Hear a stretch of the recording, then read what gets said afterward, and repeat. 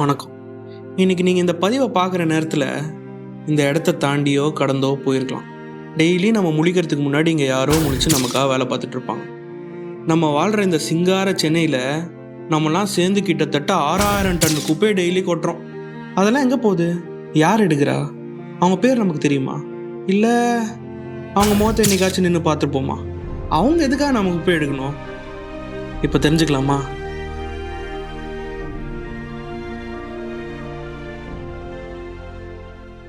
வணக்கம், என் பேர் மணிகண்டன்.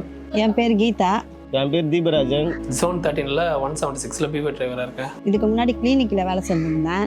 நானும் அப்பாவும் ஆட்டோ டிரைவர் ஓட்டியிருந்தோம். லாக்டவுன் வந்ததுனால எங்களால் வேலைக்கு போக முடியல, எதுவும் பண்ண முடியல. ஒரு வாட்டி வெள்ளம் வந்தது. அப்போ அந்த வெள்ளத்தில் நிறைய தண்ணி தேங்கினதுனால அந்த இடம் வந்து சாக்கடை ஆயிடுச்சு. அன்றைக்கி ஒரு நாள் நான் என்ன பண்ணேன், யாரும் எதிர்பார்க்காம நானே எல்லா இடத்தையும் இந்த இடத்த க்ளீன் பண்ணதுக்கப்புறம் ரொம்ப அழகாக இருந்துச்சு. இந்த மாதிரி சுத்தம் பண்ணப்போ நம்ம இந்த வேலையில் போய் செய்கிறதுனால நம்மளுக்கு எந்த பிரச்சனையும் கிடையாதுன்றது அன்றைக்கி நான் யோசித்தேன். செஞ்சு இந்த வேலைக்கு வந்தேன். ஸ்டார்டிங் அந்த கம்பெனிக்கு வேலைக்கு போகும்போது அந்த குப்பை எடுக்கிறதுக்கு எனக்கு ஒரு மாதிரியாக தான் இருந்தது. சரி, என்ன பண்ணுறது, நம்ம குடும்ப கஷ்டத்துக்கோசம் நம்ம வந்துட்டுமே, சரி இந்த வேலையை அட்ஜஸ்ட் பண்ணி செய்வோம்னு போய் நான் செஞ்சேன். என்னுடைய தங்கச்சி கல்யாணம் பண்ணிட்டு கொஞ்சம் கடன் பட்டிருந்தேன். அந்த கடன் அடைக்கிறது ரொம்ப கஷ்டப்பட்டேன். எனக்கு கிளினிக்கில் வேலை செய்யும் போது போனஸ் இல்லை, இஎஸ்சி கிடையாது, பிஎஃப் கிடையாது, எந்த ஒரு பெனிஃபிட்டுமே அதில் எனக்கு கிடையாது. எனக்கு ஒரே ஒரு பொண்ணு, ஒய்ஃப் இல்லை. எனக்கு அம்மா அப்பா தான் என் பொண்ணை பார்த்துக்கிறாங்க. என் லைஃப்ல எப்படி போயிடுமோ அப்படின்னு நினைச்சேன். வேலை செய்யறோம்னா ஒரு பொம்பளைங்களுக்கு வந்து பாதுகாப்பு வேணும்னா அந்த பாதுகாப்பு வந்து கிளினிக்ல இல்லை. ஆனா இந்த வேலைக்கு வந்ததுக்கு அப்புறம் அந்த கடனெல்லாம் அடைச்சேன். அந்த பாதுகாப்பு இந்த சுமித் ஆஃபீஸ்ல இருக்கு. நான் அந்த வேலைக்கு வந்து எங்கள் அம்மாவுக்கு நான் தாலி எடுத்து கொடுத்து, தங்கத்தில் தாலி எடுத்து கொடுத்து கல்யாணமே நான் பண்ணி பார்த்தேன். அந்த பெருமை எனக்கு மட்டுமே சேருன்றது நினைக்கிறேன். நான் இந்த வேலைக்கு வந்து நான் மாதம் 5000 ரூபாய் கட்டி இப்போ என் பேரில் ஒரு வீடு இருக்குது. என் பொண்ணுக்கோசம் நான் இந்த கஷ்டப்பட்டு வந்து நான் செய்கிறேன். அம்மா அப்பாவும் சந்தோஷமாக பார்க்கணும், என் பொண்ணையும் பார்த்துக்கிட்டு நான் சந்தோஷமாக இந்த வேலை செய்கிறேன். நான் இப்போ 6வது 600 படிக்கிறாங்க, கேர்ள்ஸ் ஹையர் செகண்டரி ஸ்கூலில். அப்பா நான் இது படிக்க போகிறேன்பா, இது பண்ண போகிறேன்னா நீ பண்ணுமாங்க, அதுக்கு முன்னாடி தான் நான் பார்த்து செய்வோம். சென்னை வாசிகள் எல்லாருமே இதை செஞ்சு மக்கும் குப்பை மகத்து குப்பைன்னு பிரித்து கொடுத்தீங்கன்னா நீங்களும் நல்லா இருப்போம், நாங்களும் இருப்போம். கொசுவும் இருக்காது, நோயும் நம்மளுக்கு இருக்காது, நம்ம ஹாஸ்பிட்டலுக்கு போக வேண்டிய வேலையே இருக்காது. பார்க்குற இடத்துலலாம் ட்ரிங்க்ஸ் பண்ண பாட்டில், இன்ஜெக்ஷன் எல்லாமே போட்டு வைக்கிறாங்க. பெருக்கிட்டு போயிட்டு அடுத்த தெருவுக்கு சந்தை திரும்புறதுக்குள்ளே சார் ஃபோன் பண்ணுவார்.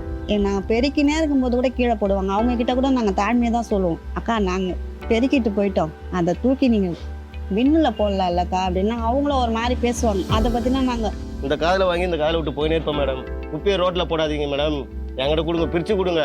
நானும் கை வச்சு தான் பிரிக்கிறேன் மேடம். இந்த கையில் தான் போய் நானும் சாப்பிட்ணும். எதாவது நீங்கள் யூஸ் பண்ணுறதுல எல்லாம் யூஸ் பண்ணுங்க, டைபர் யூஸ் பண்ணுங்க, நாப்கின் யூஸ் பண்ணுங்க, எல்லாமே யூஸ் பண்ணுங்க. கண்ணாடியும் வரும், எல்லாமே வரும். நான் தெரியாத கையை உள்ள விட்டுச்சு, என் கையை கேட்டு ரத்தம் நான் யார் மேடம் பண்ணுற பதில் சொல்கிறதுன்னு கேட்டோன்னே அவங்க அதை தனித்தனியாக பிரித்து எடுத்துன்னு வந்து நான் விசிலாச்சுன்னா போதும், ஒரு தெருவே லைனாக நிற்பாங்க. இந்த கையில் பிளாஸ்டிக் கவர், இந்த கையில் காய்கறி வச்சுன்னு 2 பேர் நிற்பாங்க.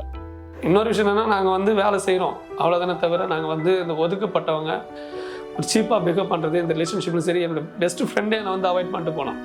அது ரொம்ப எனக்கு வருத்தமாக இருந்துச்சு. நான் என் குடும்பத்துக்காக வேலை செய்கிறேன், இவன் குடும்பத்துக்காக வேலை செய்கிறேன், அவ்வளோதான். திட்டு வாங்கின்னு தான் இருக்கோம். ஒரு சிலர் தான் அந்த மாதிரி, மற்றவங்களெல்லாம் நம்ம எந்த குறையும் சொல்ல முடியாது. மணிகண்டன் ஒரு தூய்மை பணியாளர் அப்படின்னு நினைக்கிறப்போ எனக்கு ரொம்பவே பெருமையாக இருக்குது. இப்போ மாற்றிட்டாங்க, அந்த தெருவில் வந்து என்ன பக்கத்து தெரு மாற்றிட்டாங்க. இப்போ சூப்பர்வைசர் கிட்ட சண்டை நடக்குது, அவரை ஏன் மாற்றினீங்க, இந்த தெருவுக்கு அவரை போடுங்க அப்படின்ட்டு. அதனால தான் நான் இன்ட்ரெஸ்ட்டில் நான் செஞ்சுனே இருக்கிறேன். இந்த கான்ட்ராக்ட் முடிஞ்சாலும் இன்னும் எக்ஸ்ட்ரா இந்த கான்ட்ராக்ட் திறந்தாலும் நான் இந்த கான்ட்ராக்டில் தான் இருப்பேன். ஃபஸ்ட்டில் போகும்போது கொஞ்சம் கஷ்டமாக இருந்தது, இந்த வேலை நம்ம செய்கிறோமே அப்படின்னு ஒரு வருத்தம் இருந்தது. ஆனால் இப்போ இந்த வேலையை வந்து ரொம்ப லவ் பண்ணி செய்கிறேன். இப்போது இந்த நிமிஷம் நம்மளை சுற்றி நமக்காக வேலை பார்க்குறவங்களுக்கு இது மாதிரி நிறைய கதை இருக்குது. ஒரு சுத்தமான ரோட்லேயோ ஒரு தெருவுலையோ நடக்கும்போது அது தன்னால் அப்படி மாறலன்றதை மட்டும் ஞாபகம் வச்சுக்கோங்க. அவங்க நிறைய பேரால் கவனிக்கப்படாமல் போயிருக்கலாம். ஆனால் அவங்கள பார்க்குறப்போ ஒரு சின்ன சிரிப்போ, நம்ம சொல்கிற தேங்க்ஸ்ன்ற ஒரு வார்த்தையோ, இல்லை ஒரு கிளாஸ் தண்ணி கூட, அந்த சின்ன மரியாதை கூட அவங்களுக்கு ஒரு பெரிய அர்த்தம் வாய்ந்த விஷயமாக மாறலாம்.